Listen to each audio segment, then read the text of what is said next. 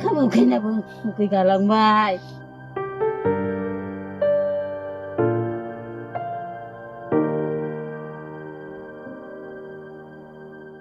चिरांनि आमथिखा अन्थाइबारियाव बिखा खामग्लिनाय जाथाय। मोब्लिबजों बोगथाबजाना अबथिरा जिउ गोमाबाय हौवा गोदानजों लोगोसे 3 सुबुं।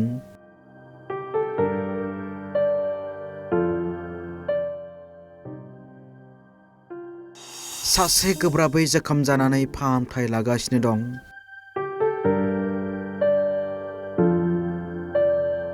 मोब्लिब बिफाननि गोहोलेनि थाखायनो बे जाथाया जानायनि अजद सिखारदों।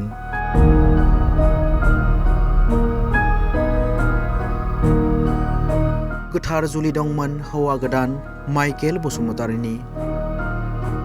गोथार जुलि जोबखांना उन्दुनो लाबायमोन हौवा गोदाना।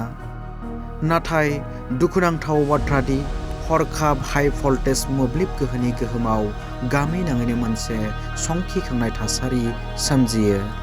लाइट अफ खालामनानै उन्दुनाय नालाय माने सुइचखौ अन खालामहरदोंमोन आरो फारसे आखाइया बिदि जानानैनो बे ओरै हान्थुखौ जाहैबाय आरो आखाइयाथ' गासिबो खामजोबखाबाय ओमफ्राय खुगानिफ्राय थै ओंखारनाय जादों आरो। खोमसियाव सोरां लाबोनाय बायदि मोब्लिबनि सर्ट जानायजों अर जोंब्लावनो हमो। उन्दुनायनिफ्राय सिखारना हौवा गोदाना सुइच अन खालामनायावनो मोब्लिबजों बोगथाब जायो। बेहाय दंमोन नैबाव ओमफ्राय बे सुइचखौ माने लाइट अफ खालामनानै उन्दुनाय नालाय माने सुइचखौ अन खालामहरदोंमोन आरो ओमफ्राय मानसिया बेयावनो बिदि ओरै जाबाय फारसे आखाइया ओमफ्राय बे जेनेबा बे माबाबाय थानानै ओरै फारसे आखाइया बिदि जानानैनो बे ओरै हान्थुखौ जाहैबाय आरो लास्टआवहाय ओमफ्राय उनावहाय गोग्लैनानै बिदिनो ओमफ्राय बे आखाइयाथ' गासिबो खामजोबखाबाय ओमफ्राय खुगानिफ्राय थै ओंखारनाय जादों आरो। जों सानैजों उन्दुबाय दा ओमफ्राय बिहा मबाइल नायगासिनोमोन आंहाबो नायफादोंमोन बिखौ ओमफ्राय कारेन्टआबो बै माबायावनो अर बायदि जोंदोंमोन बिदि गोजौआव जोंदोंमोन ओमफ्राय गावहा सिखारनानै एसे हाखु दाखु थाबायनायानो थाबायबाय दा ओमफ्राय बेयावनो दामबाय दा बे गावहा एसे फासयो मानसियानो फासयनानै ओरै हायाव खोलैबाय ओमफ्राय बे गावहा ओइ ओइ ओइ होनबाय ओमफ्राय सोरबा दरखौ नारदोंना जायखिया नारदोंना आखाइजों बोखारनाय जाबाय बिराद ओमफ्राय न' सिङाव हाबबाय ओमफ्राय मानसिखौ थिखोबाय ओमफ्राय आंहा सिखारबाय मा जाखो होननानै सिखारबाय दा ओमफ्राय खामसालियाव ज' दावराव जाबाय थाबाय बेखौनो नायबाय थाबाय थैनाया बारा थैयाखैमोन एसे जिउ दङमोन थैहांनो नागिरदोंमोन।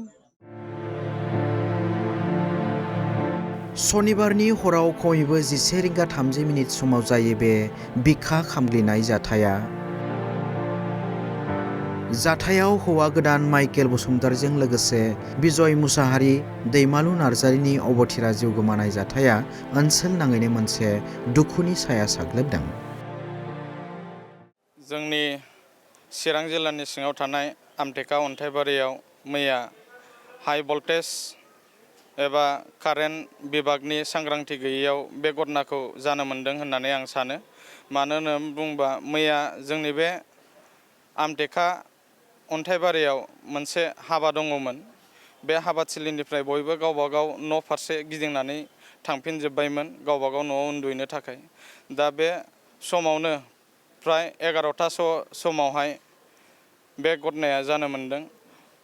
कारेन्टआ जिहेथु जोङो जोंब्लावनाय बा हाइ भल्टेजनि जिहुनाव जोङो जोंब्लावनायखौ जोङो मिथिनो मोननानै जोंनि बे आमाइ बिजय मुसाहारिया गावनि रुम सिङाव थानाय इनभार्टारखौ अफ खालामनो नाजादोंमोन। दा बे अफ खालामनो नाजानाय समावनो बे घटनाया जानो मोन्दों। आरो जिहेतु बे माइकेल बसुमतारी बिथांनिया मैयासो गोथार जुलि दङमोन।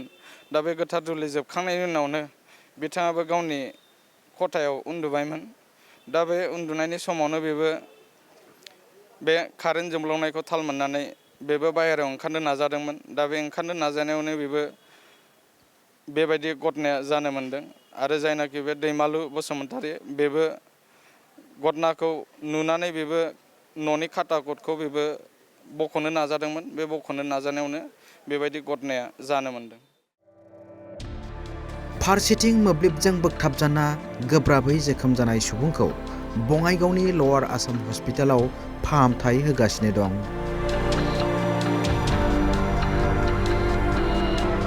मख'जाथावना बाथ्राया बेसोदि मोब्लिब बिफाननि गोहैलेनि थाखायनो बे जाथाया जानायनि अजद सिखारदों।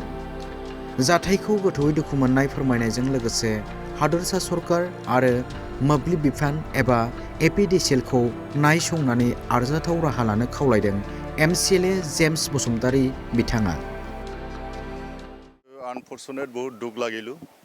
যোৱাকালি ৰাতি 11টামান বজাত যেনেকুৱা এটা এই তামোলৰ যি নেকি হাল, এই তামোলৰ হালটো পৰি পেলাই ST লাইনত পৰি পেলাই LT লাইনত এফেক্ট হ'ল, ঘৰত এফেক্ট হ'ল, 3জন মানুহ মৃত্যু হ'ল।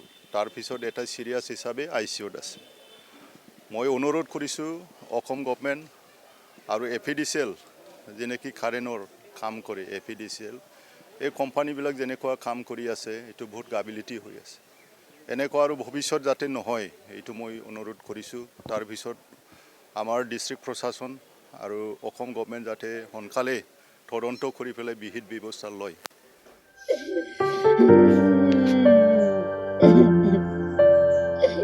ओंखाम उखैनाबो उखै गालांबाय।